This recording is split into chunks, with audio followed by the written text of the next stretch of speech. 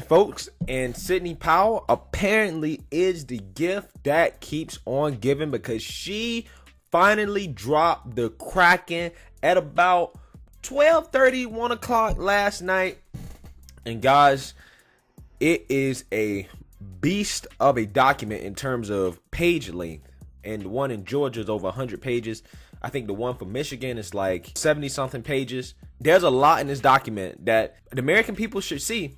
However, Twitter has came out and has already started to censor the document. They couldn't even wait 24 hours. They did it immediately. But before we get into that, my name is Greg Foreman, and you're watching a Black Conservative Perspective. Make sure you like, comment, and subscribe. Most importantly, share a Black Conservative Perspective, aka a leftist worst nightmare. You can also follow me on Twitter at GForemanBCP. But right before we get into this, guys, you guys know I am currently fighting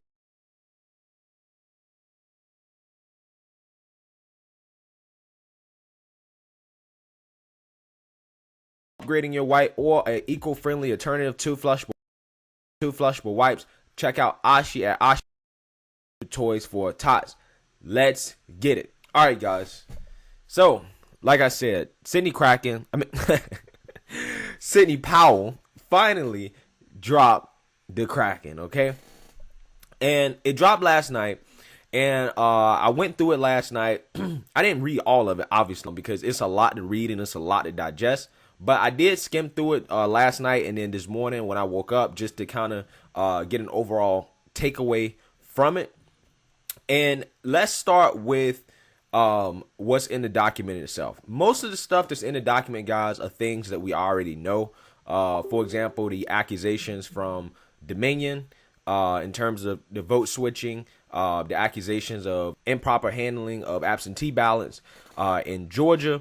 All the things that we already know, right? And she has a ton of affidavits listed under the evidence section in order to back up these claims. So there's a lot in there. But what I want to go over here is kind of what she's ultimately asking for, which is in the request for relief section of the document. I think this is important to go over because this is ultimately what she's asking for here. Accordingly, plaintiffs seek an emergency order instructing defendants to decertify the results of the general election for the office of the president. The defendants are basically the Georgia government, essentially. In the alternative, plaintiffs seek an emergency order prohibiting defendants from including in any certified results from the general election the tabulation of absentee and mailing ballots which do not comply with the election code, including without limitation the tabulation of absentee and mail-in ballots. Trump's campaign watchers were prevented from observing or based on the tabulation of invalidly cast absentee and mail-in ballots which lack a secrecy envelope or contain on that envelope any text, mark, or symbol which reveals the elector's identity, a political affiliation, or candidate preference. Do not include on the outside envelope a completed declaration that is dated and signed by the elector or are delivered in person by third parties for disabled voters. When we consider the harm of these uncounted votes, the ballots not ordered by the voters themselves, and the potential that these unordered ballots may in fact have been improperly voted and also prevented proper voting at the polls, the mail ballot system has clearly failed in the state of Georgia and did so on a large scale and widespread basis. The size of voting failures, whether accidental or intentional or multiples larger than the margins of the state. For these reasons, Georgia cannot reasonably rely on the results of the mail vote. Relief sought in the elimination of the mail ballots from counting in 2020. Alternatively, the electors for the state of Georgia should be disqualified from counting towards the 2020 election.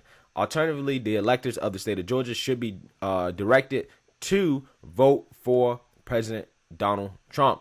For these reasons, the plaintiff asked the court to enter a judgment in their favor and provide the following emergency relief. An order directing Governor Kemp, Secretary Rasberger, and the Georgia State Board of Elections to decertify the election results. An order enjoining Governor Kemp from transmitting the currently certified election results to the Electoral College.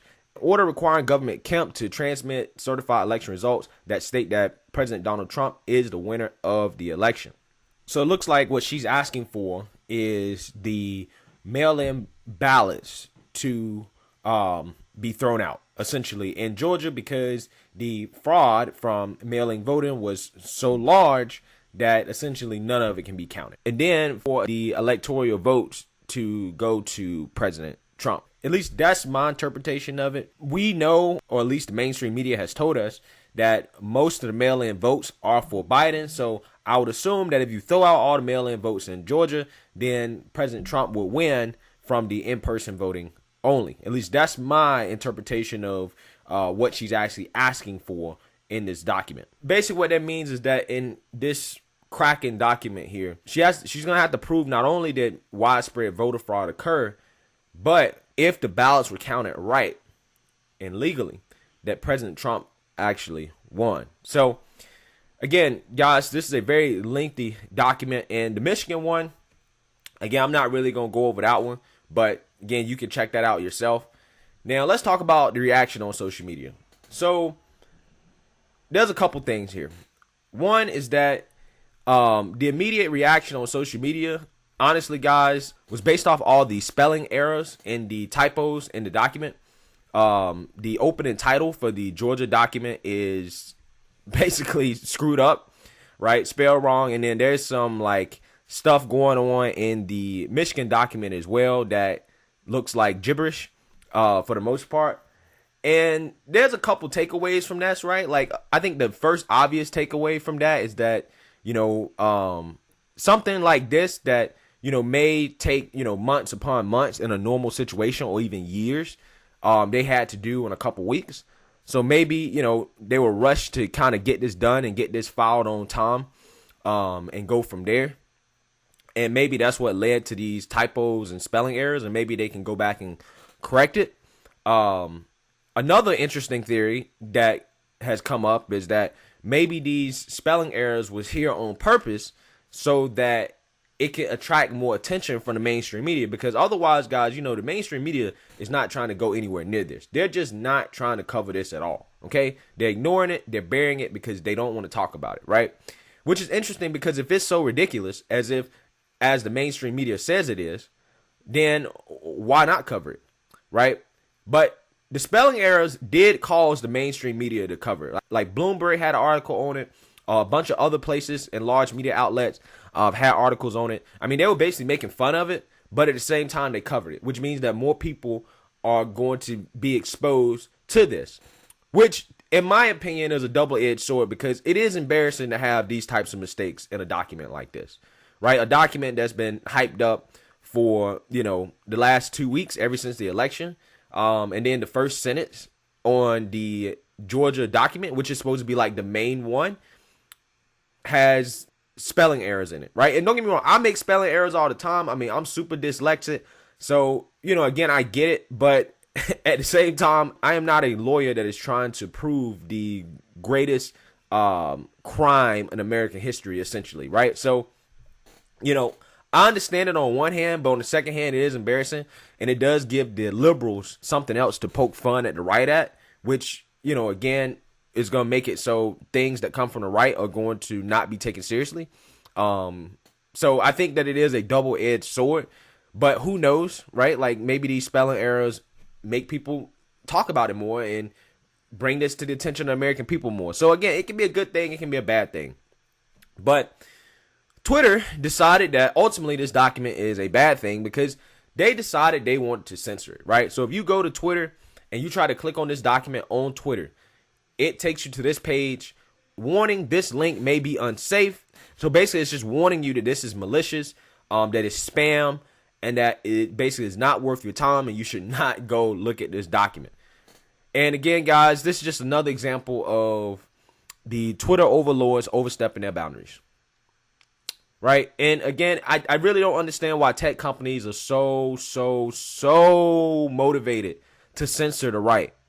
Because ultimately, at the end of the day, when people see this type of censorship coming from Twitter, it just proves the conspiracy theories, man. It just proves what people already believe, that there's a concerted effort to block right-wing speech. Okay. Even if we accept that the document in and of itself means nothing and that it's going nowhere, even if we accept that, wouldn't you want the world to see it, right? Like, wouldn't you at least want people to access it, even if it's ultimately a nothing burger, right? Which, who knows? Like I said, they say they're going to file it in court. We'll see where it goes. That's always been my stance on a lot of this stuff. But she did provide the document that she said she would. Okay, so she did it. So my thing is that, bruh, what is the point of all these Senate hearings with these tech companies if they're just going to continue to do this? Like, what's the point? What's the point? Like, Ted Cruz, what are you doing? Senator Hawley, what are you doing? Like, are you just talking? Right? Like, are you actually going to do anything at all? Right? Are you going to actually sanction these companies and useless politicians who just talk and not really doing anything about this, like Ted Cruz, are the reason why, regardless of his political affiliation, one of the only people to actually propose anything to try to rein in big tech is Andrew Yang. This man has basically proposed that we be paid for our data that big tech is actively taking from us and then selling to advertisers and other people, and us not getting paid for it. Right? Essentially our property, things that we own, our habits, things of that nature. Andrew Yang has proposed that as a way for us, at the very least, if we're going to get screwed over by big tech, let's at least get paid for it. Senator John Kennedy, who is a Republican, has introduced legislation in the past that will also grant people property rights over the data they generate online. But like I said, those measures have failed in Congress because Congress is really not trying to do anything. They're not serious about it. They don't care about us, the constituents, complaining about this stuff. All they want to do is put on a show and grandstand and act like they're big and bad while continuing to subsidize these tech companies via corporate socialism rather than actually do anything. So, again, guys, big tech has already came out and tried to censor this, of course. We'll see if it actually gets on the mainstream, like, you know, Fox News, MSNBC, CNN. I doubt it, but there are, you know, large online publications that are covering it. So, if you guys want to see it, I'm not going to include the link here just because, you know, YouTube is, you know, they may try to censor me for it. But it is on Sydney Powell's Twitter, and I'm pretty sure that you can find it on other places on the internet. But I highly recommend at least skimming through it. Take